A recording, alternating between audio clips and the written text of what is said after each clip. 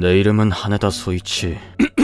어쩌자고 사람들은 다 저렇게 병약한 건지 참. 올해로 40살이 되지만 지금까지 한 번도 병원에 간 적이 없다. 하지만 지금 나는 엄청난 위기를 맞이했다. 야야야, 엄청나게 아프네.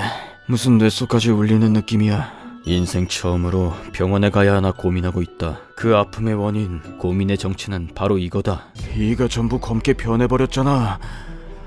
역시 이제 한계인 건가? 그래, 바로 이 검게 변해버린 이 때문이다. 나는 어릴 때부터 어째서인지 이를 닦는 게 너무나도 싫었다. 이 깨끗이 닦고 자야지. 네. 닦는 척만 하면 되지 뭐. 그래서 8살이 된 이후로 한 번도 이를 닦은 적이 없다. 물론 몇 년 뒤엔 이가 엉망진창이 되어 아파왔지만 그래도 이 닦는 건 싫은데. 이 정도면 그냥 참아도 되지 않을까? 그럼에도 이 닦기보단 아픔을 참는 걸 선택했다. 그러다 혼자 살게 된 다음부터는 이를 닦는 척조차 할 필요가 없어졌고, 그렇게 양치라는 단어는 내 사전에서 완전히 사라지게 되었다. 그래도 입냄새가 걱정이 될 때면 구강청정사탕이나 향수로 커버하면 되지. 그렇게 입냄새가 나지 않게 했다. 하지만 이가 완전히 검게 변해버렸을 땐 역시 이건 좀 그런가? 괜찮아. 마스크하면 들킬 일도 없고 병도 안 걸리고 오히려 좋지. 아예 남에게 이를 보이지 않는다는 선택지는 있어도 이를 닦는다는 선택지는 내게 없었다. 하지만 이를 닦지 않은 지 30년이 지난 어느 날, 결국 위생에 게을렀던 지난 30년의 세월이 화를 불러왔다. 말 그대로 눈에서 불이 날 것 같고 마치 뼈에 사포질을 하는 것만 같은 충격적인 고통이 갑작스럽게 찾아온 것이다. 지금까지도 몇 번인가 이 때문에 고통스러웠던 적은 있었다. 하지만 이거 자꾸 견디면 그만이지. 아픔을 넘어 이가 녹아 사라질 때까지 나는 버티고 또 버텼다. 하지만 이번에 찾아온 고통은 이전과는 전혀 다른 무언가였다. 턱 주변을 관통하는 끔찍한 고통에 눈에선 눈물이 흘렀고 입에선 침이 흘러나왔다. 난 그 상황에서 그저 몸부림치는 것 말고는 아무것도 할 수 없었다. 얼마나 오래 고통 속에서 견딘 걸까? 정말 말도 안 되는 고통이었어. 조금 고통이 사그라들었지만 조금 전과 같은 고통이 또다시 찾아온다면 그땐 정신이 견딜 수 없을 것 같았다. 아픔에서 회복해 잠시 정신을 차려보니 목이 빨갛게 부어올라 있었다. 그리고 오한과 권태감이 찾아왔다. 이가 아픈데 목이 부풀어 오르다니 아무리 생각해도 이건 이상했다. 결국 나는 아픔과 공포를 이기지 못하고 태어나서 처음으로 치과에 가기로 했다. 이게 뭐야? 치통으로 고통하는 내 입속을 보고 의사는 구역질을 했다. 그런 다음에 진찰에 들어간 그는 이건 이가 전부 괴사한 상태예요. 내 입속은 이미 잇몸이고 뭐고 전부 썩어 있다는 사실을 말해주었다. 도대체 언제부터 이를 안 닦으신 거죠? 그게 한 30년 전부터인 것 같은데요. 30년이요? 내 말을 들은 의사는 눈이 튀어나올 것처럼 놀라워했다. 이를 닦지 않으면 입안에 치태가 쌓이게 되고 이걸 방치하면 이게 치석으로 변하게 되거든요. 그 치석을 방치하면 치주 질환을 일으키게 되고 잇몸이 약해져 이가 빠지게 된다고 했다. 그때 내게 남아있던 치아는 11개였지만 안타깝지만 11개 전부 뿌리부터 썩어 있어요. 썩었다고요? 그 말을 들음과 동시에 한꺼번에 오한과 권태감이 나를 덮쳐왔고 나는 그대로 그 자리에서 쓰러지고 말았다. 큰일이야! 이 사람 악골고렴일지도 몰라! 빨리 큰 병원으로 옮겨! 네. 그때 이미 체온이 40도 가까이 올라 있었다고 한다. 그리고 급히 검사해본 결과 충치에 의한 악골고렴 같아. 그것도 꽤나 진행된 상태라 긴장을 놓을 수가 없겠는데 이건 폐혈증일 가능성도 있어 보입니다. 그간 이를 닦지 않은 결과는 끔찍했다. 악골고렴이란 턱뼈가 염증을 일으킨 상태를 말한다. 물론 일반적으로 뼈가 염증을 일으키는 건 극히 드문 일이지만 턱뼈는 이와 직접적으로 연결이 되어 있기 때문에 충치나 치주질환이 원인이 되어 균이 침식하는 경우가 흔치는 않지만 있다고 했다. 그렇게 나의 의식은 멀어져 갔다. 이거 위험한데. 의식장애 증상이 보이기 시작했어. 혈압도 내려가고 있고 충치균이 혈액에 들어간 건 아닐까요? 악골고렴이 진행되면서 염증 부분에서 균이 혈액으로 들어가게 되고 그 피가 전신으로 퍼지는데 그렇게 되면 폐혈증이 되어 죽을 가능성이 엄청나게 높아진다고 한다. 그렇다, 충치는 사람의 목숨을 빼앗을 수도 있는 것이다. 하네다씨, 정신 차리세요! 그리고 결국 나는 다발성 장기 부전으로 인해 쇼크에 빠져 그대로 일어나지 못했다. 이럴 수가... 이건 도저히 어떻게 손 써볼 방법이... 30년이 넘도록 충치를 방치한 결과 목숨을 잃고 만 것이다. 이탈리아에서는 충치를 방치한 것이 원인이 되어 18살의 소녀가 목숨을 잃었고, 미국에서도 충치 때문에 어린아이가 사망한 사례가 보고된 바 있다. 충치는 정말 무서운 것이다. 자연 치료란 애초에 기대할 수 없고, 방치하면 방치할수록 리스크만 높아질 뿐이니까. 그냥 이 잘 닦을걸. 여러분은 나처럼 이런 죽음을 맞이하지 않도록 날마다 이를 닦길 바란다. 내 이름은 르동. 하지마! 쏘지 말라고! 세상은 지옥과도 같다는 사실을 무서울 정도로 실감하고 있는 남자다. 내가 내 입으로 이런 말 하는 것도 좀 그렇지만 난 쓰레기다. 어쩌지 일하기 싫은데. 30이 넘어서도 부모님 집에 얹혀 사는 백수에다 부모님께 빌린 돈이 아니면 사채로 연명하는 삶이니까. 지금 생각하면 내 인생이 이렇게 된 건 중학생 때부터였던 것 같다. 좋아해! 자기 주제를 알지 못했던 나는 반에서 가장 예뻤던 여자애에게 고백을 했다. 당연하게도 음침한 책벌레였던 내가 고백 따위에 성공할 리는 없었고. 그건 싫어. 우는 거야? 내 고백에 그녀는 울며 싫다고 거절했다. 상처난 가슴을 후벼 파듯 이 일은 반 아이들에게도 알려지게 되는데. 너 그 애한테 고백했다며? 미쳤냐? 그러게. 넌 거울도 안 보니? 그 때문에 자신감을 잃어버린 나는 은둔형 외톨이가 되고 만 것이다. 그 이후 일은 다들 예상하는 대로 흘러갔다. 르동이너! 이 도축장 뭐야! 네가 사채라니! 이게 무슨 말이야! 만화와 게임에 빠진 나는 굿즈를 사기 위해 사채에 손을 댄 것이다. 그렇게 부모님이 사채를 갚아주는 대신 집에서 쫓겨나게 된 다음 일도 없고 돈도 없고 그냥 이대로 죽을까? 나를 기다리고 있는 건 노숙자의 삶이었다. 삶이 이 모양이니 살기 위해서는 쓰레기를 뒤지거나 도둑질도 서슴지 않게 되었다. 얌마! 너 거기 안 사! 하지만 내가 운이 나빴던 건지 하필 도둑질을 한 상대가 마피아였다. 배가 찢어질 것처럼 달렸지만 그에게서 도망치지 못했고. 이 생쥐 같은 새끼가 감히 누구한테 수작질이야! 살려주세요. 결국 나는 그들에게 붙잡히고 말았다. 게다가 돈 한 푼 없는 내가 그들을 납득시킬 만한 사과를 할 수 있을 리가 없었고. 야, 얘도 데리고 가서 사냥감으로써 똑바로 가라! 흠칫 두들겨 맞은 다음에야 어딘가로 끌려가게 되었다. 그렇게 끌려간 곳에서 눈을 떴을 땐 깊은 숲속이었다.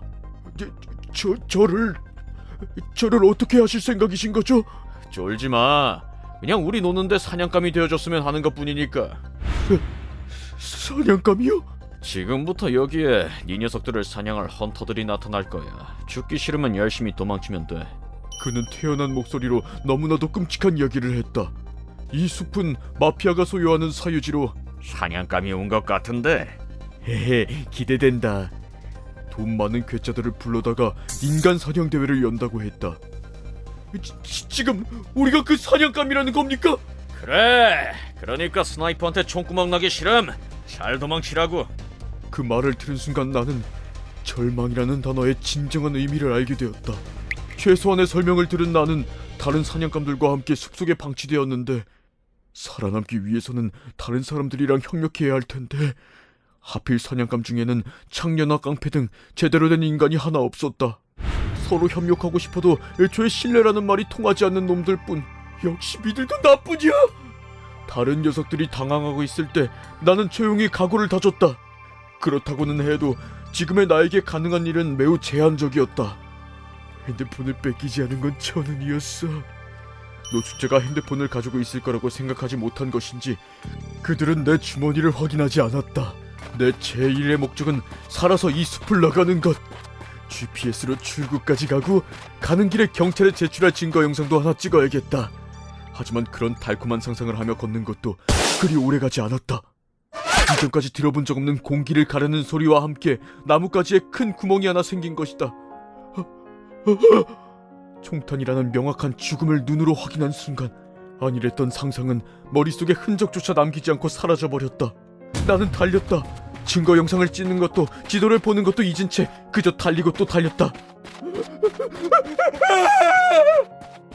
눈물을 흘리며 흐르는 침을 닦을 새도 없이 필사적으로 달렸다. 진짜! 뒤를 돌아보니 총알이 조금 전에 만난 깡패와 창녀의 머리 그리고 철판을 입은 몸을 그대로 뚫고 지나갔다. 그리고 엽총과 기관단총으로 무장한 한 무리가 나타났다. 역시 사람은 숨통을 끊는 순간의 짜릿함이 남다르다니까. 내 말이 겨우 2만 달러에 이런 걸 할 수 있다니 돈이 아깝지 않을 정도야. 입은 꼴을 보아하니 그 녀석들이 헌터인 부자들이라는 걸 바로 알 수 있었다. 어째서 이런 짓을 하는 거야? 사냥은 상류계급의 우아한 취미지. 그리고 사냥한 사냥감을 맛보는 것도 말이야. 아이 너도 좋으면서 뭘. 이 녀석들은 미쳤다. 진짜. 바보 취급받는 것은 익숙해져 있다고 생각했다. 지금까지 다들 날 그렇게 대했으니까. 하지만 저 녀석들의 눈빛은 그들과는 달랐다. 난 사람이라고. 미친놈들. 누군가에게 사람 취급을 받지 못한다는 것이 이 정도로 비참하고 비굴한 것인지 알지 못했다. 하지만 지형도 확인하지 않고 달린 것이 잘못이었을까? 다리를 스치는 총탄에 비틀거리며 중심을 잃은 나는 그대로 깎아지는 절벽 아래로 떨어지고 말았다. 이후 눈을 떴을 때 나는 병원 침대 위였다. 강물에 떠밀려 온 걸 누군가 발견한 것 같습니다. 그런가요? 죽음에 압도된 탓인지 살아남았다는 실감이 나지 않았다. 그리고 정신을 차린 그날 밤 나는 몰래 병원을 빠져나왔다. 죄송합니다, 선생님. 치료비를 낼 수도 없고 마피아들이 쫓아올 것을 생각하면 그대로 침대 위에 누워있을 수는 없는 노릇이었으니까. 그날 이후 나는 이곳저곳을 떠돌며 불황자처럼 살고 있다. 마피아의 눈이 무서워 한 곳에 오래 머물 수가 없었다. 난 사냥감이 되고 싶지 않다고. 지금 내가 할 수 있는 거라곤 간신히 건진 목숨을 유지해 나가는 것뿐. 내 이름은 사토 노리오. 세상의 모든 롤러코스터를 타기 위해 전 세계를 돌아다닌다. 나는 5살 때 처음으로 롤러코스터를 탔다. 할아버지 재밌어. 노리오는 강심장이구나. 그리고 이날 이후로 그 스릴감에 완전히 빠지게 되었다. 일본에 있는 롤러코스터는 질리도록 타서 시시해진 지 오래다. 이제 국내에서는 스릴을 느낄 수 없을 정도가 된 것이다. 뭔가 부족해. 그래서 전 재산을 쏟아부어서 전 세계 놀이공원을 돌아다니게 되었다. 외국 롤러코스터는 죽기 직전까지 가는 듯한 스릴을 느낄 수 있어서 너무 좋다. 이번에 온 곳은 테마파크의 본고장 미국 콜럼버스다. 위험한 냄새가 풀풀 풍기는데 이곳은 비행기 직항도 있고 물가도 저렴해서 좋다. 여기서 우리나라에는 없는 이동식 놀이공원이 오늘 개장된다고 한다. 과연 얼마나 대단한 게 기다리고 있을까? 나는 정체 모를 롤러코스터에 대한 기대를 품고 빠른 걸음으로 걸었다. 얼마 후 눈앞에 나타난 것은 눈부셔. 눈 뜨고 있기도 힘들어. 태어나서 처음 본 이동식 놀이공원에 내 심장은 요동치기 시작했다. 저게 이 놀이공원의 메인이군. 멋진데? 들어가자마자 내 목표물인 롤러코스터를 발견했다. 그것은 통칭 파이어볼. 고정된 지지대에 매달린 좌석이 격렬하게 좌우로 왔다 갔다 하며 엄청난 속도로 20m 높이까지 올라간다. 형아, 재패니즈? 나 일본 좋아. 예스, 재패니즈. すいません. 아들, 이리 와.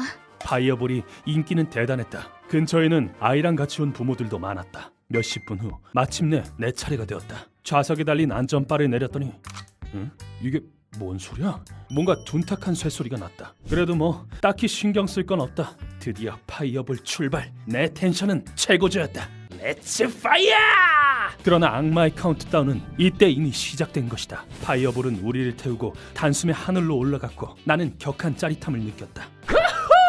우지카와 선수 파이어볼을 던집니다. 하늘로 올라가자마자 급강하.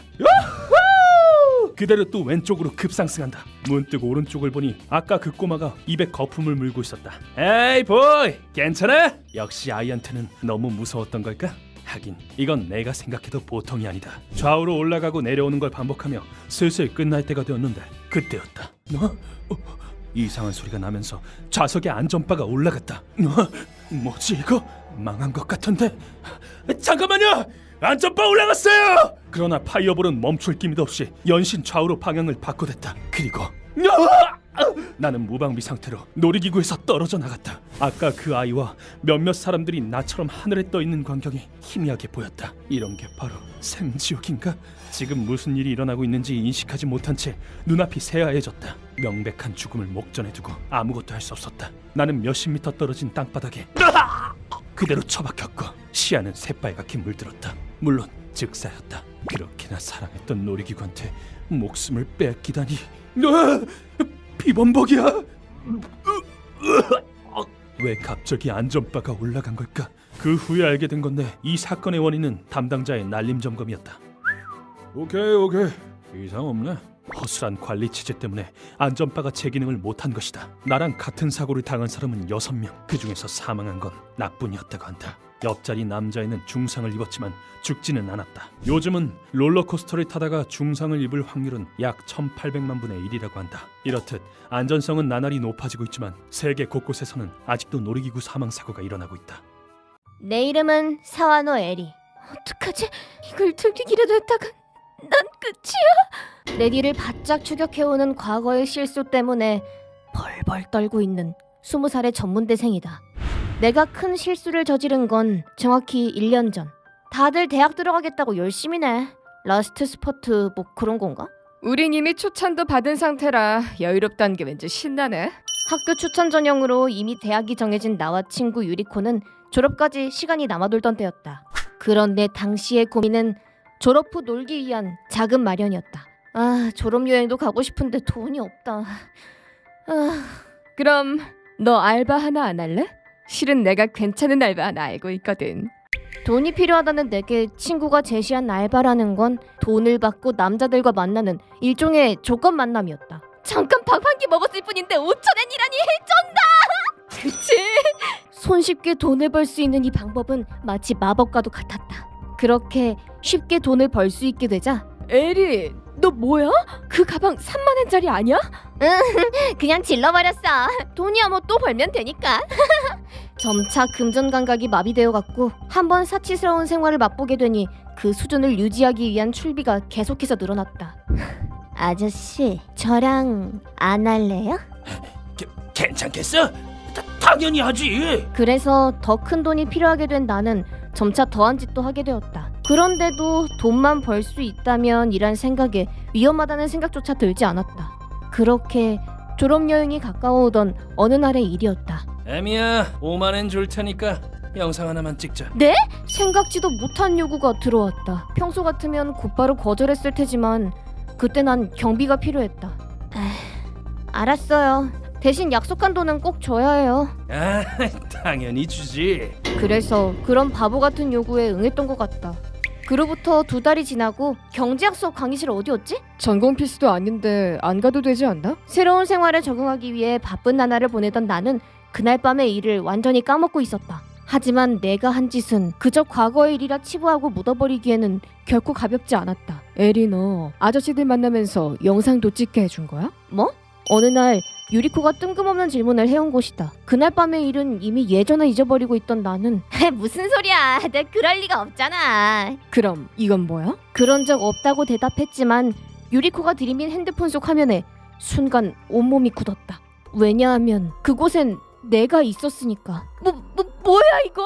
아무나 업로드 가능한 성인 사이트에 올라와 있었어. 영상 속에서 차마 보기에도 부끄러운 짓을 하고 있는 내 모습을 보고 나서야 나는 겨우 지난밤의 실수를 떠올릴 수 있었다. 그런 다음 등골이 오싹해질 정도의 공포가 온몸을 덮쳐왔다. 설마 이거 아무나 볼 수 있는 거야? 회원제도 아니고 이 사이트 알고 있는 사람이면 다 볼 수 있을걸? 그 말은 즉 날 아는 사람들도 이걸 봤을 가능성이 있다는 말이잖아. 감당하기 힘든 공포심과 두려운 마음에 나는 그 자리에서 먹은 것들을 개워내고 말았다. 머릿속이 새하얘진 나는 혹시 도움을 받을 수 있을까 하는 마음에 유리코에게 그날 일을 전부 털어놓았다. 그렇게 된 거야. 그러게, 왜 그런 바보 같은 짓을. 유리코는 질렸다는 듯이 날 바라봤지만 내가 한 일이니 어쩔 수 없는 일이었다. 일단 뭐가 됐든 영상부터 내리고 봐야 하지 않겠어? 그게 가능해? 이력을 보니까 이거 올린 사람 다른 영상도 잔뜩 올리고 있고 아무래도 혼자 찍는 건 아닌 것 같으니까 경찰에 가는 게 좋겠다. 그렇게 우리는 경찰서에 갔지만 그 아저씨와 어떻게 만났는가 하는 부분을 설명할 수 없어 솔직하게 전부 털어놓을 수가 없었다. 남자친구가 멋대로 영상을 찍곤 업로드했어요. 일단 조사는 해보겠지만 시간이 좀 걸릴 겁니다. 경찰은 다 자업자득이라는 듯 차가운 눈을 하고 있었다. 경찰서에 갔다 좌절한 나와는 달리 유리코는 포기할 생각이 없어 보였다. 이렇게 된 이상 이쪽으로 유명한 변호사를 찾아야겠어. 솔직히 이때처럼 친구가 듬직하게 느껴진 적이 없었다. 그렇게 우리가 찾아낸 건 성인용 동영상 문제를 해결해주는 단체였다. 여기랑 상담해보자. 근데 여긴 성인용 동영상 피해자를 위한 단체잖아. 믿져야 본전이지. 잘 되면 더 좋은 거고. 반신반의하는 마음으로 단체에 간 나는 지푸라기라도 잡는 심정으로 사정을 설명했다. 그렇게 된 거예요. 해결 가능한가요? 그럼요. 삭제까지는 한 달 정도 걸릴 거예요. 그곳 직원은 놀라울 정도로 진지하게 대응해 주었다. 약속한 한 달이 지나고 사이트를 본 나는 내 영상을 더 이상 찾을 수 없다는 사실을 알고 눈물이 날 만큼 기뻤다. 없어! 내 영상이 없어졌어! 잘됐다, 에리! 그로부터 반년이 지났지만 또다시 그 영상이 사이트에 올라오는 일은 없었다. 다시 올리면 어떡하나 무서웠는데 이제 정말 안심해도 되는 걸까? 자기 일도 아닌데 진지하게 임해준 유리코에겐 감사하다는 말로는 부족할 정도다. 인터넷에 한번 업로드된 영상은 완전히 삭제한다는 게 거의 불가능할 정도로 어렵다던데 앞으로는 절대 그런 바보 같은 짓은 안 할 거야. 철없는 행동으로 인생을 허비하게 될 수도 있으니까.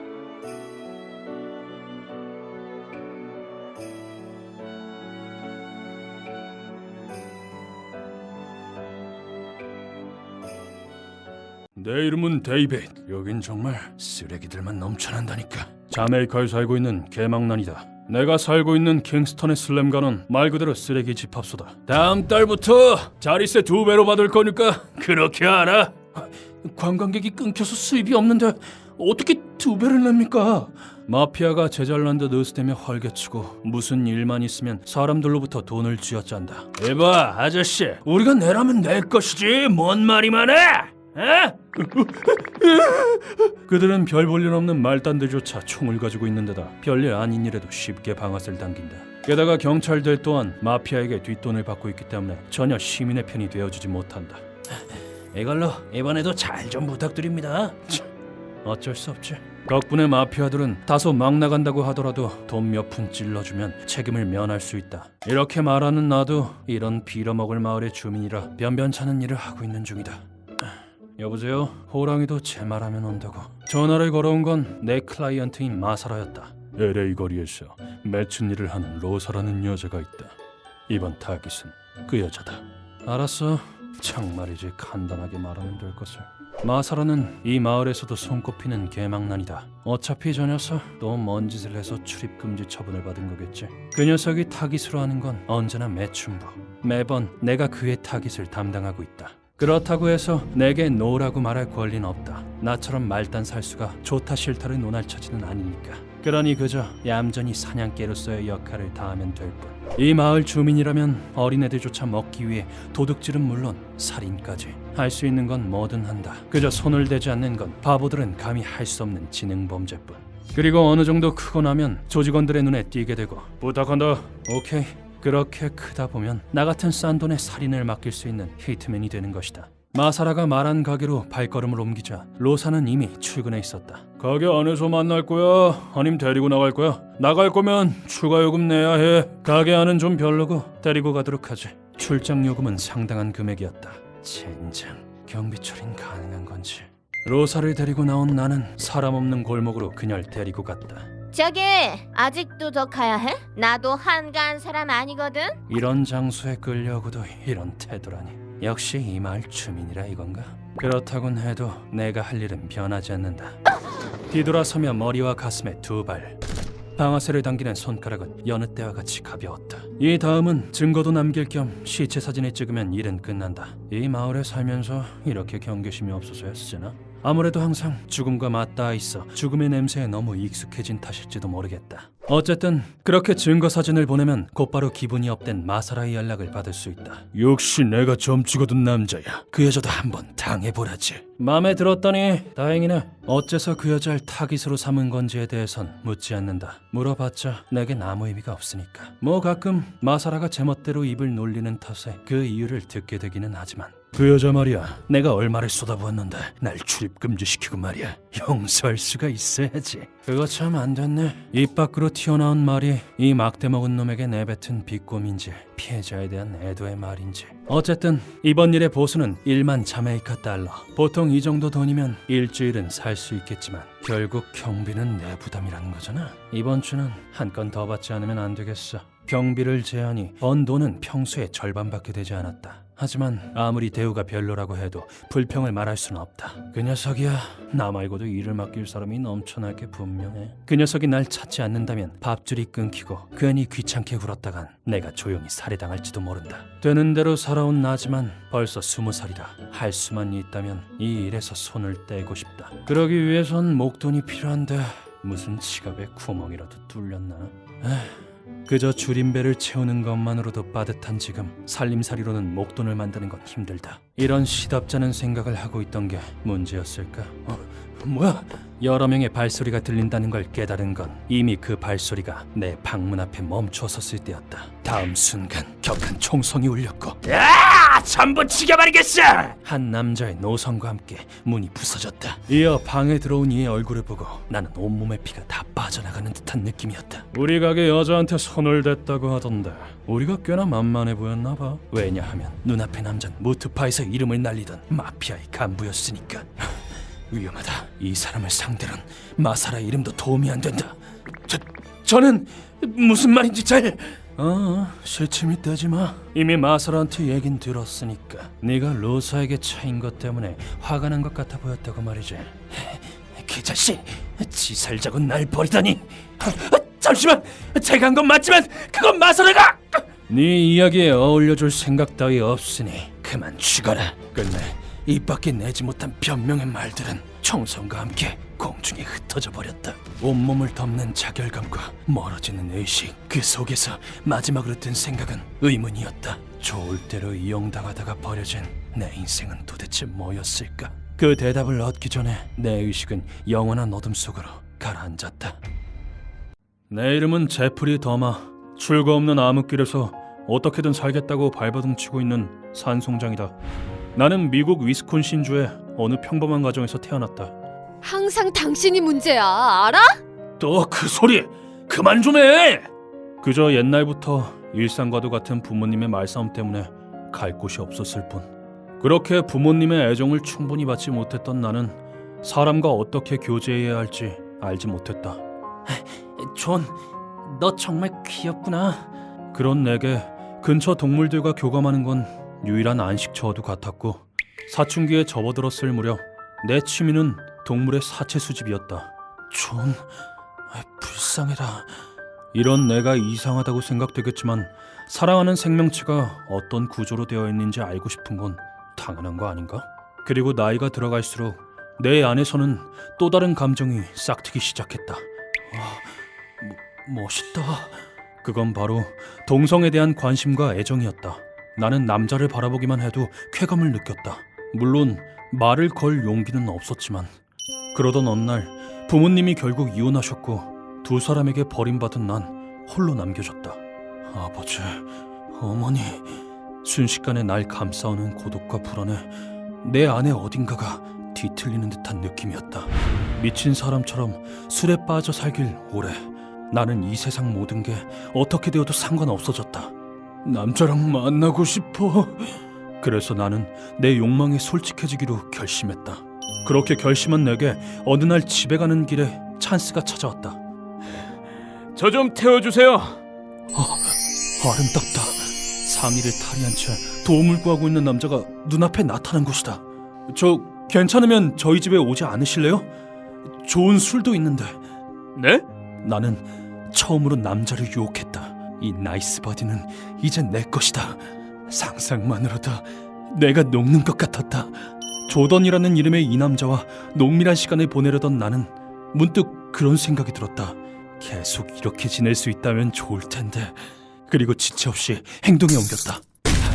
넌 내 거야! 근처에 있던 둔기로 그의 머리를 내리친 나는 이번엔 그의 목을 졸라 질식사시켰다.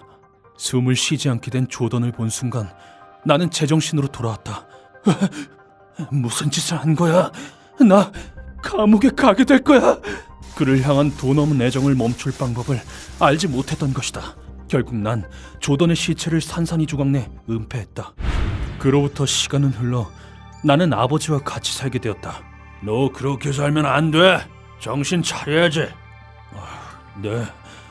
아들이 술에 쩔어 산다는 말을 듣고 아버지의 역할을 다하고자 찾아와 주신 것 같았다. 난 아버지의 권유로 군대에 입대했고 이번에야말로 제대로 한번 살아보자고 그렇게 마음속으로 다짐했지만 술을 끊을 수는 없었다. 그리고 술이 들어가자 욕망은 폭주하기 시작했다. 역시 난 남자가 좋아. 조던의 죽음은 트라우마였다. 하지만 난 남자의 몸을 잊을 순 없었다. 저 괜찮으면. 결국 게이바에서 파트너를 찾아 하룻밤을 함께 보내는 생활을 반복했다. 그러던 어느 날 여느 때처럼 게이바에서 만난 남성을 집으로 끌어들였다. 데니스, 넌 최고야. 그의 이름은 데니스. 소탈한 성격의 그에게 나는 점차 끌리고 있었다.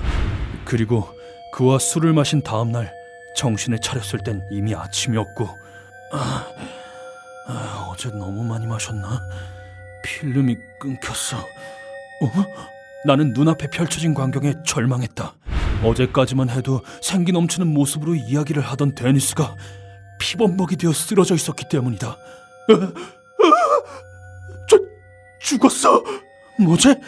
내가 죽였나? 기억은 나지 않았지만 이건 누가 봐도 내가 죽인 게 분명했다.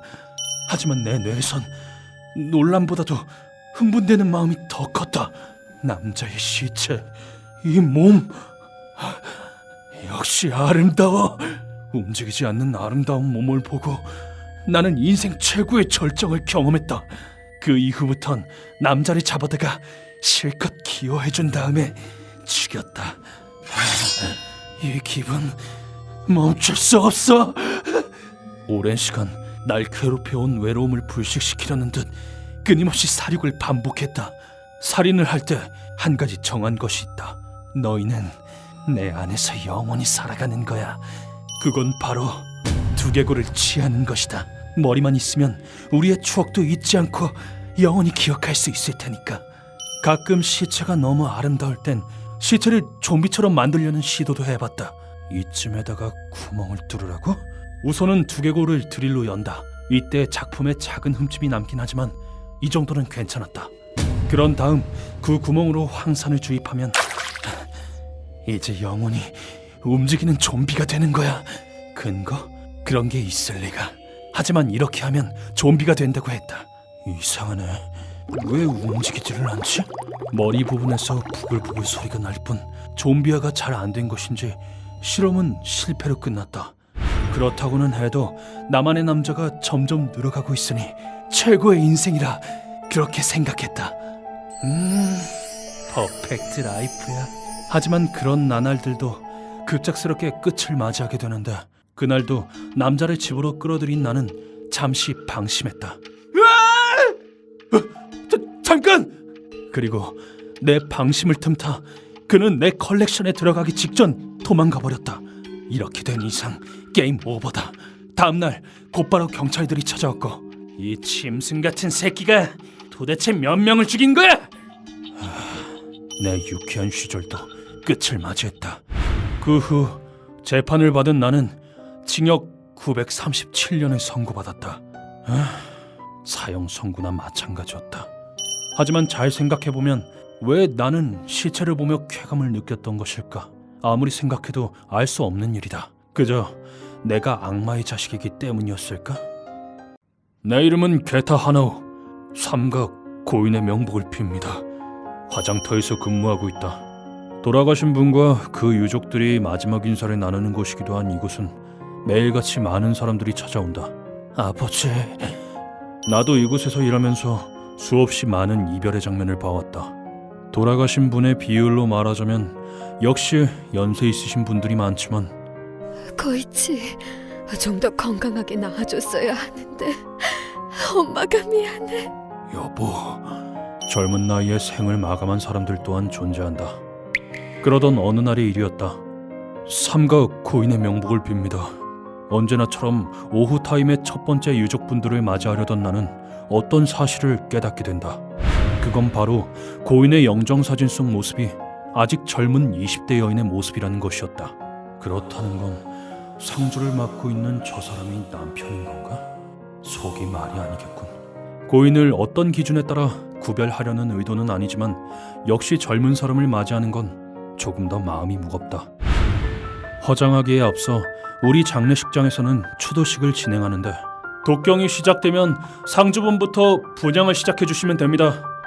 이건 지금부터 흙으로 돌아갈 고인과 유족과의 마지막 작별 인사를 위한 의식이다. 그렇게 독경이 시작되고 한 사람 또 한 사람씩 분향을 하던 중 저 화장하면 뱃속 아기의 뼈도 남나요? 유족 중 한 사람이 내게 이렇게 질문해왔다. 보통 어린 아기를 화장할 때는 화로의 화력을 최대한으로 낮춰야 한다. 아, 이럴 수가. 그렇지 않으면 체중이 가벼운 아기의 몸이 화력을 견디지 못하고 튕겨나갈 수 있기 때문이다. 게다가 어린아이의 뼈는 몹시 약하다. 그래서 뼈가 남을지 안 남을지는 화장을 하기 전까지는 알 수 없습니다. 그렇군요. 그렇게 전하자 부인은 어두운 얼굴을 하고 돌아갔다. 그렇게 시간은 흘러 화장을 할 시간이 다가왔고 습골 절차는 오후 3시 30분부터입니다. 그때까지 잠시 기다려주시기 바랍니다. 좀 전에 내게 질문한 부인의 말이 조금 신경 쓰이기는 했지만 나는 그대로 화장 작업에 들어갔다. 사람을 바른 모양으로 화장한다는 건 그리 간단한 일이 아니다. 화력도 체크했고 버너의 방향 그리고 시간도 괜찮네. 그럼 점화해볼까? 아무리 화로가 진화해도 잠시 정신을 팔면 뼈에 이상이 생기기 마련이다. 그렇기 때문에 이미 화장이 진행 중인 상황에서도 고인으로부터 눈을 떼서는 안 된다. 발이 올라가면 안 되는데 불이 일정하게 닿지가 않잖아. 유족분들로부터 위임받은 고인의 몸에 무슨 일이 생긴다면 이건 돌이킬 수도 없다. 그렇게 화장 작업이 끝나고 게타씨, 좀 어때요? 이번에도 어찌저찌 잘 마무리한 것 같아. 나는 큰일을 넘겼다는 생각에 그제야 한숨 돌릴 수 있었다. 그로부터 냉각 시간을 포함해 30분 정도 유골과 대면할 수 있는 시간을 갖는다. 미호야. 여보, 그만 울어요. 그리고 그 이후에 진행되는 게 유족분들이 유골을 뼈 항아리에 담는 습골 절차다. 습골은 발부터 위로 천천히 진행해 주시면 됩니다. 그렇게 조용한 가운데 고인의 뼈가 뼈 항아리에 담기는 사이 나는 한 가지 사실을 깨달았다. 조금 전 그 부인이잖아. 고인의 어머니와는 뭘 하고 계신 거지? 습골 절차는 이미 가슴까지 진행되었는데 그녀는 배 언저리에서 무언가를 찾고 있는 듯했다. 무슨 일 있으신가요? 이 아이는 임신 중이었거든. 좀 전에 아이의 뼈는 남지 않는다고 말씀해 주신 건 알지만 그래도 혹시나 하는 마음에 찾아보고 있었어요. 그런 건가? 나는 그들의 행동이 납득이 가면서도 슬픈 기분에 휩싸였다. 조금 전 부인께도 설명했듯이 어린아이의 유골은 섬세하다. 뱃속의 아이라면 더욱이나 그 뼈가 약하겠지. 그런 아이의 뼈가 어른을 화장시킬 정도의 화력에 견디지 못한 건 어쩌면 당연한 거였다. 하지만 그렇다고는 해도 그들에게 찾는 걸 포기하라고 하는 건 너무 잔혹하지 않은가? 부인, 한 가지 제안을 해드려도 될까요? 제안? 두 분이 찾고 있던 배 주변의 재 속에 아이의 몸이 남아있을지도 모르니까 이 재도 어머니의 뼈와 함께 뼈 항아리에 담는 건 어떨까요? 그렇네. 그러면 되겠네요. 미호와 함께라면 그 아이도 외롭지 않을 거예요. 그렇게 해주세요. 내 말에 부인과 고인의 어머니는 눈물을 흘리며 기뻐해 주셨다. 그 후 습골 절차가 무사히 끝나고 유족분들이 돌아간 뒤 게타씨, 조금 전 그분들 재를 담아드리는 걸로 괜찮은 걸까요? 괜찮아. 이 업계는 오답은 있어도 정답은 없는 곳이니까 장례란 인생의 마지막을 장식하는 일. 유족에 따라 그 가는 길을 애도하는 방법은 다양하다. 하지만 그 중에서도 유족분들이 조금이라도 더 기뻐할 만한 방법을 찾는 것. 곧 다음 분들이 오시니 뒷정리하고 준비하러 가볼까? 네, 알겠습니다. 그게 바로 내 일이다. 내 이름은 소노다 케이치. 망했어. 이러다 지각하겠어. 사이타마 현에 위치한 작은 회사에서 일하고 있는 회사원이다. 간신히 세이프. 나는 예전부터 소심한 성격으로 죄송합니다. 이런 식으로 사람들의 주목을 받는 것에 익숙하지 않다. 그래서 사람들 앞에서 재채기나 기침이 나오려고 할 때도 어떻게 소리를 내면 애들이 다 쳐다볼 거야. 최대한 소리가 나지 않도록 하는 습관이 생겼다. 뭘 그렇게까지 신경 쓰냐고 할지도 모르겠지만 눈에 띄고 싶지 않아. 이젠 거의 눈에 띄면 안 된다라는 강박증에 걸린 것 같을 정도로 소심한 내겐 중요한 문제다. 하지만 소심한 성격 탓에 생긴 습관 때문에 벌써 봄이 온 건가? 봄은 재채기가 나와서 싫은데. 나는 이후 상상도 하지 못한 끔찍한 비극을 맞이하게 된다. 어느 날 아침 나는 또 늦잠을 자고 말았다. 어떻게 3분 안에 안 나가면 지각이다. 소심한 주제에 아침엔 또 못 일어나는 지각 상습범이었던 나는 그날도 전속력으로 달려 가까스로 전철에 몸을 실었다. 또 눈에 띄고 말았어. 정말 너무 싫다. 이 시점에서 스트레스는 극한에 달했고 이 이상 주목을 받는다는 건 정신적으로 견딜 수 없을 것만 같은 상태였다. 하지만 그런 최악의 타이밍에 연타를 가하듯 안돼. 재채기가 갑자기 초대형 재채기가 나오려고 했다. 지금 재채기라도 했다간 다 나만 쳐다볼 거야. 참아야 해.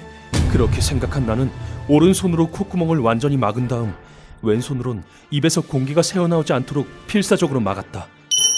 하지만 이런 내 행동이 문제였던 걸까? 절대 소리를 내면 안 돼. 나온다. 재채기가 나온 바로 그 순간 목 안에서 무언가가 찢어지는 듯한 강렬한 소리와 함께 충격이 전해져 왔고 그 뒤로도 목에서 참을 수 없는 고통이 느껴졌다.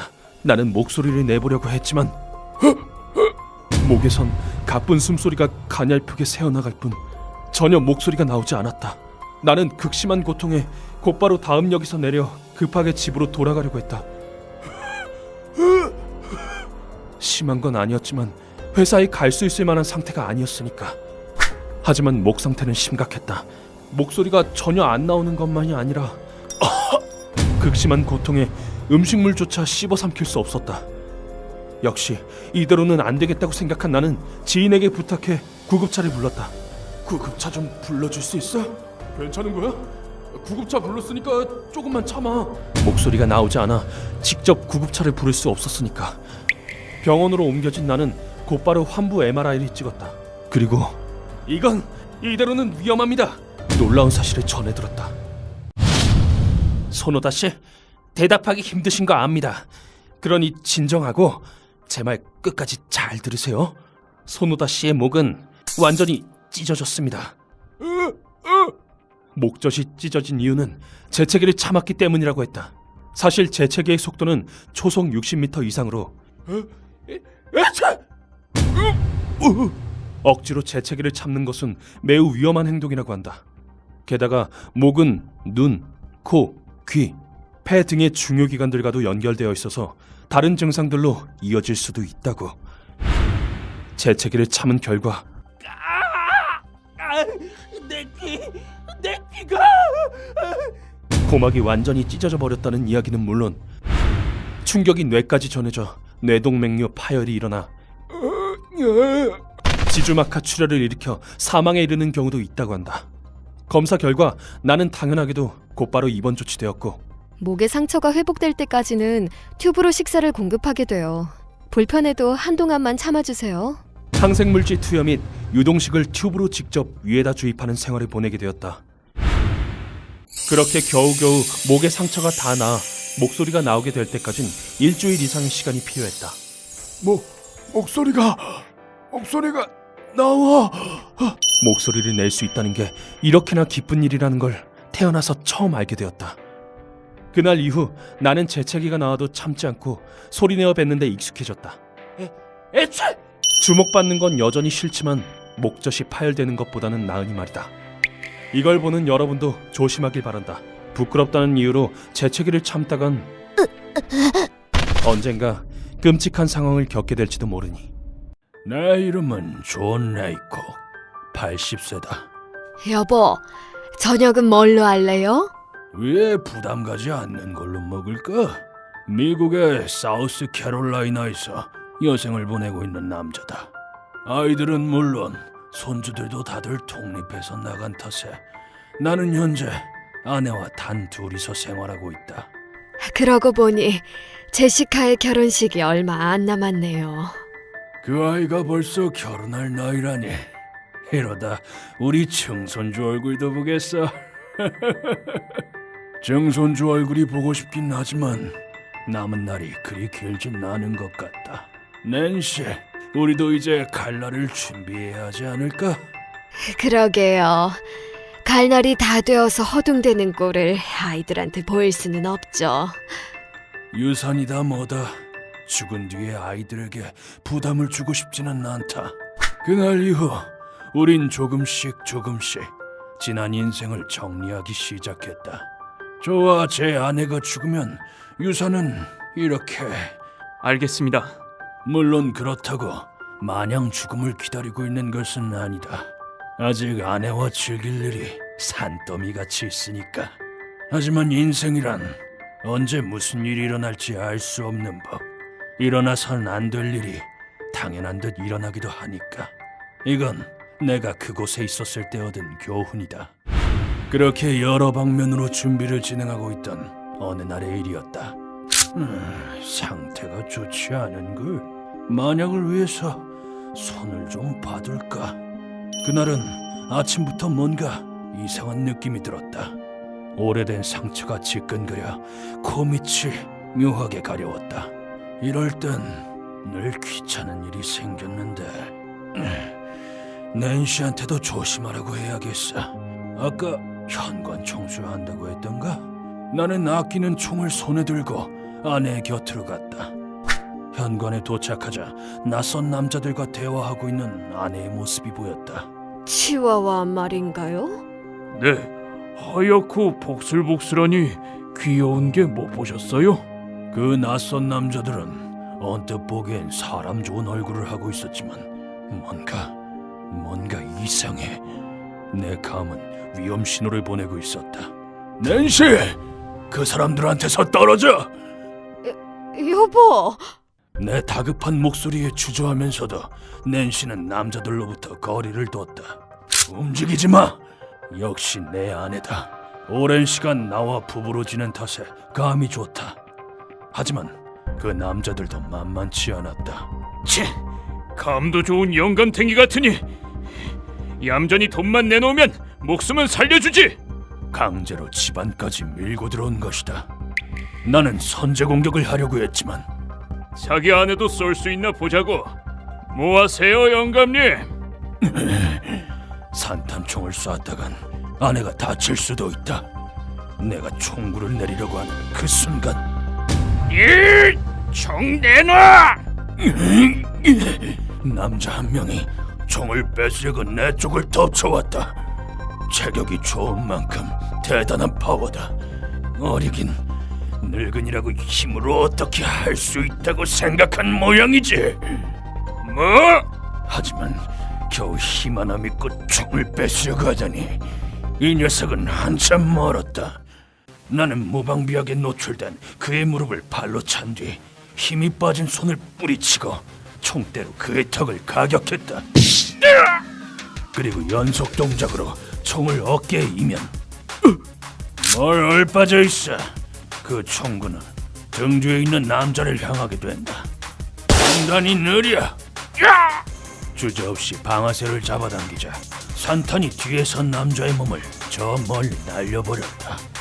무리한 자세로 총을 쏜 탓에 조금 어깨가 저려오긴 하지만 그런 한간 소리나 할 시간이 없다. 죽고 싶지 않으면 움직이지 마.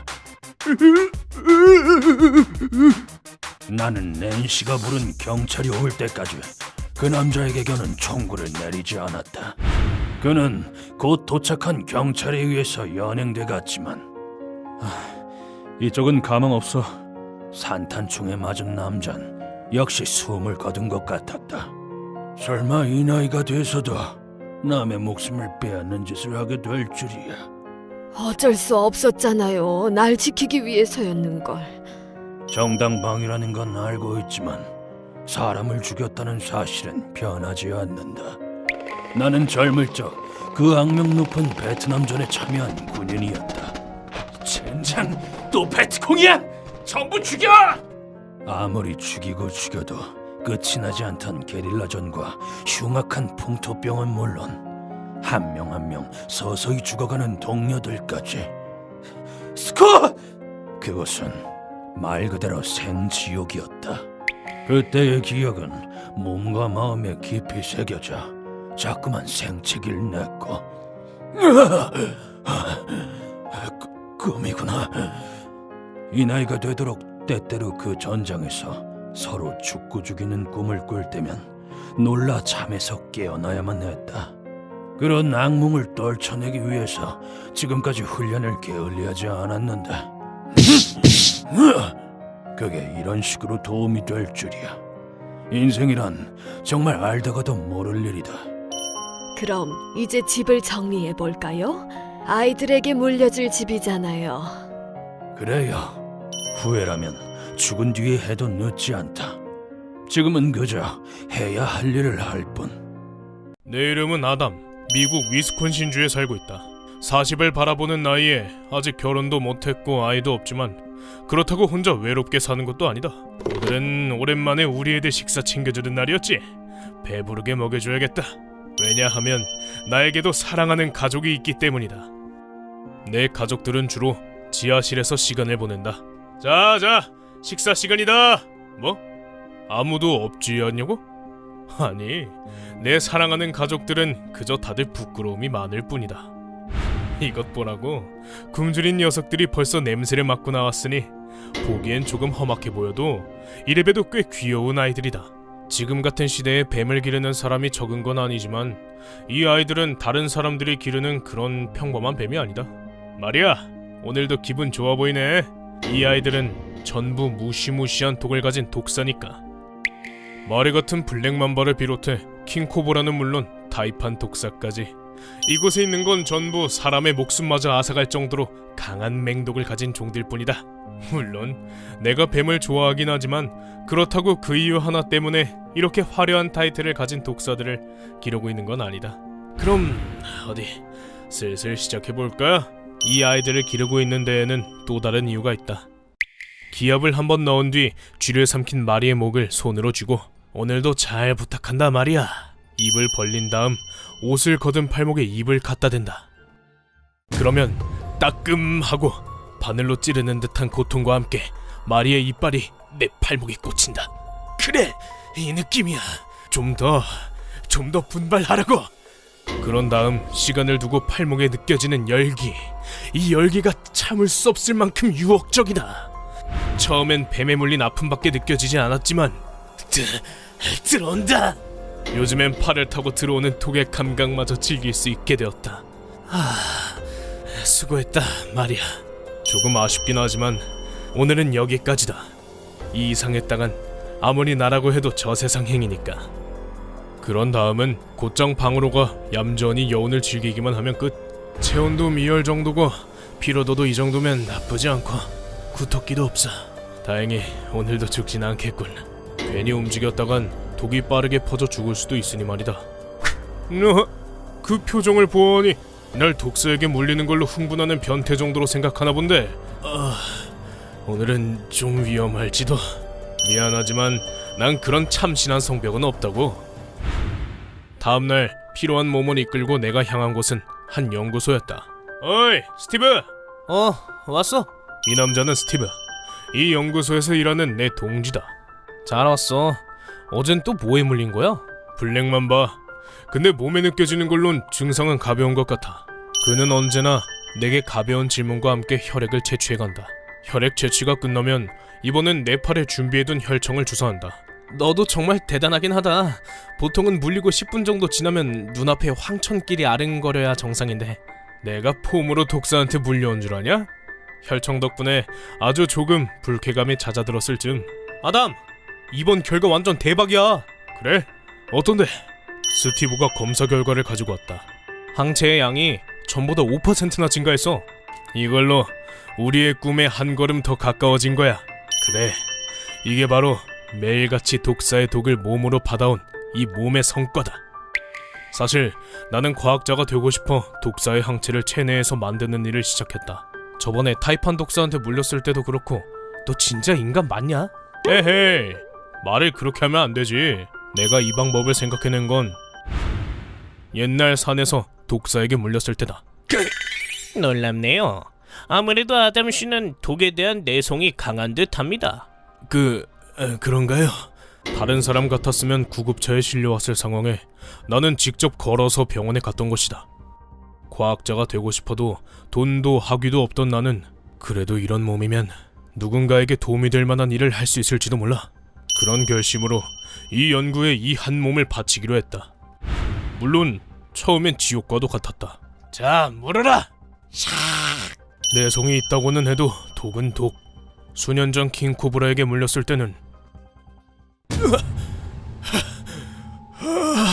아담! 정신 차려! 아담! 전신마비로 의식불명 상태에 빠져 완전히 죽음의 문턱까지 갔다 왔다. 그래도 이렇게 독사에게 물리길 160번쯤 하니 체내 항체도 강화되어 오늘은 양이 상당한걸.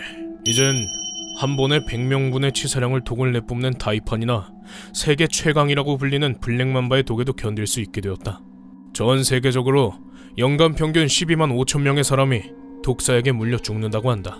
이 몸의 항체로 백신을 만들 수만 있다면 독사에게 물려 죽는 사람의 수도 줄일 수 있을 거야.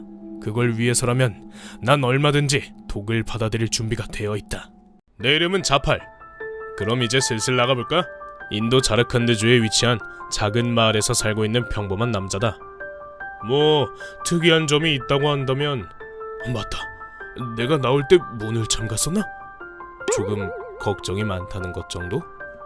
주변 사람들로부터 넌 걱정이 너무 많다는 말을 자주 듣기는 하지만 물도 틀어놓고 나온 것 같은데? 안되겠다. 일단 집에 한번 되돌아가야겠어. 일이 일어난 다음에 걱정하는 건 너무 늦으니 난 내가 이상하다고 생각하지 않는다. 어쨌든 그런 극도로 신경이 예민한 내 앞에 어느 날 악몽과도 같은 일이 일어났다. 그날도 난 깜빡하고 온 건 없는지 걱정되는 마음에 집으로 돌아가는 중이었다. 빨리 돌아가야 해. 그런 내 앞을 가로막은 건 뭐야 이건! 쓸데없이 큰 소리로 짖어대는 들깨였다.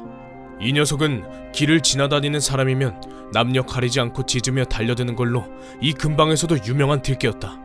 헐! 헐! 저리 가!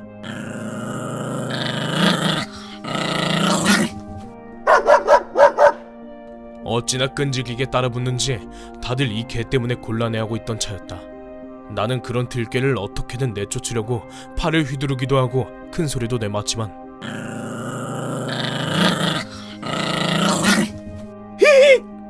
그건 오히려 들깨의 화를 사는 꼴이 되어버렸고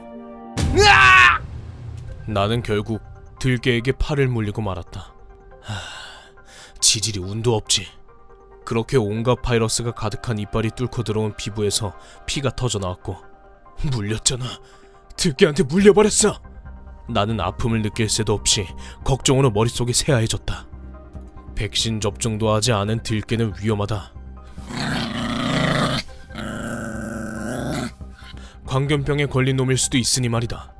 광견병은 치사율 100%의 무시무시한 질병이다. 나는 아픔도 소리 지르는 것도 잊은 채 열심히 머리를 굴렸다. 이대로면 광견병에 걸리고 말 거야. 어떻게 해야 하지?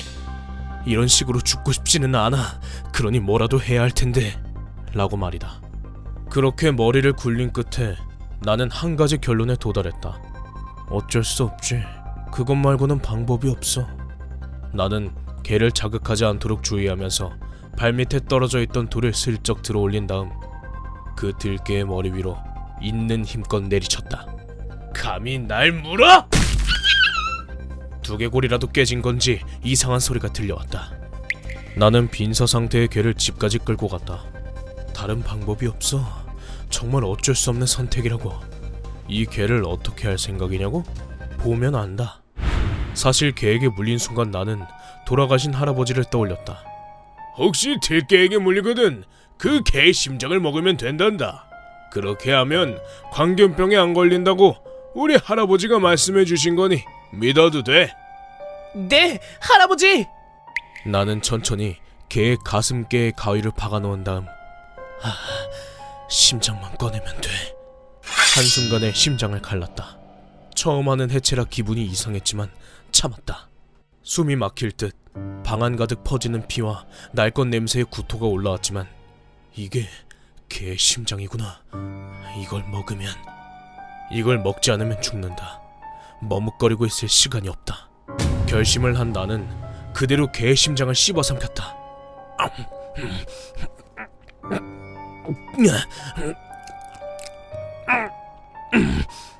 입안은 순식간에 녹슨 철 같은 피맛과 함께 역한 냄새로 가득 찼다. 지금이라도 당장 토해내고 싶은 마음을 억누르며 심장을 씹어 삼키길 30분. 해냈어. 손바닥만 했던 심장은 무사히 내 위장에 안착했다. 끊임없이 구역질이 올라왔지만 꾸역꾸역 참아냈다. 그 후 다행히 광견병 증상은 나타나지 않았고 나는 평범한 일상으로 돌아갈 수 있었다. 정말 끔찍했어. 그땐 죽는 거 아닌가 걱정했지만 지금은 안심이다. 어찌됐든 난 심장을 끝까지 먹어치웠으니까 앞으로는 좀 더 들개를 조심해서 다녀야겠어. 하지만 그렇게 안심해서는 안 됐다. 개의 심장을 날 것 그대로 먹은 탓인지 몸에 이상 반응이 생겼고 도와줘. 내장이 끊어질 듯 아파왔다. 어라? 몸이 왜 이러지? 설마 광견병 때문인가? 그리고 나는 그대로 죽고 말았다. 다들 만약 병에 걸리거나 상처가 생겼다면 민간요법을 너무 신용하지 말고 바로 의사에게 가길 바란다. 안 그럼 나와 같은 마지막을 맞이하게 될 수도 있으니까. 내 이름은 마에다 바이손, 20살이다. 이 덜 떨어진 자식이! 나는 지금 아무 이유도 없이 이 사람한테 얻어맞고 있다. 나는 폭주족의 일원으로 으차! 어디 대가리 한번 깨져봐라! 폭주족 간의 항쟁에서 상대 조직원의 머리를 야구방망이로 내려친 일로 교도소에 가게 되었다. 그때 난 만 26세 미만이었기 때문에 분류센터라는 곳에 먼저 들어가게 되었는데 이곳에서의 생활 태도를 보고 이후 갈 교도소가 정해진다고 했다. 처음엔 나도 얌전히 있을 생각 따위 전혀 없었다. 깡따구 하나론 여기 누구한테도 지지 않을 자신이 있다고. 오히려 주변 사람들에게 덤벼들 생각이었다. 하지만 나는 이곳에서 지옥을 경험하게 된다. 분류센터에 들어가자 간수가 갑자기 내게 다 낡아빠진 죄수복을 집어던졌다. 그걸로 갈아입어. 뭐야 이거? 더럽게 냄새나네. 사이즈도 하나도 안 맞고. 이 사실을 전하자 사이즈가 뭐지? 이 새끼가 지금 놀러왔어! 갑자기 풀파워로 주먹이 날아들었다. 꿈인가? 그래, 이게 현실일 리가 라고 생각했지만 평소에 간수와 눈이 맞기만 해도 새끼, 누가 눈 맞추래? 거의 2-3m를 날아갈 정도의 파워로 얻어맞아야만 했다. 그리고 순서대로 죄수 번호와 이름을 말하는 시간은 564번 마에다 바이손입니다. 다시 564번 마에다 바이손입니다. 다시! 이 짓을 무려 1시간 동안이나 반복해야 했다. 이게 뭐 하는 건지 정말. 번호랑 이름은 이제 됐고 죄명이 뭐지? 그게 빨리빨리 대답 안 해! 심지어 우물쭈물에도 주먹이 날아들었다. 이 사람은 우릴 사람으로 생각하지 않는 게 분명했다. 넌 개돼지만도 못한 쓰레기다. 거기 똑바로 서 있어. 넌 앞을 볼 자격도 없는 쓰레기라고. 알겠어? 게다가 전체 집합 전까지 약 2시간을 심한 욕설과 함께 벽을 보고 부동 자세로 서 있는 벌을 받기도 했는데 그러다 아주 조금이라도 움직였다간 이 새끼가! 불시에 주먹이 날아들었다. 어느 날엔 갈비뼈가 나간 듯 둔탁한 소리마저 났다. 그리고 나면 운동장에서 훈련이 시작됐다. 전원 차렷! 다들 눈동자도 움직이지 마라. 정렬한 상태에서도 간수는 감시의 눈을 쉬지 않았고 눈동자를 움직이는 것만으로도 아웃이었다. 일부러 근처를 어슬렁거리는 간수와 눈이 맞기라도 하면 이 새끼가! 이렇게 됐다. 정말 이곳은 이해할 수 없는 곳 그 자체였다. 전체 집합은 또 운동장 뺑뺑이로 시작되는데 하나, 둘, 셋, 넷. 손은 지면과 수평이 되게 올리고 허벅지도 90도를 유지한 채 지면과 수평이 되게끔 올려야 했다. 이곳은 항상 연대 책임을 묻기 때문에 똑바로 못해. 누구 한 명이라도 한번 삐끗하면 처음부터 다시 시작해야 했고 행진은 좀처럼 끝나지 않았다. 이걸 몇 시간이고 계속해서 반복했다. 아무리 해가 쨍쨍하고 피부를 앨 정도로 추운 날에도 말이다. 물 마시고 싶어. 물론 집합 중엔 수분 보충도 불가능하다. 도망가고 싶다 라는 생각으로 머릿속이 가득하다.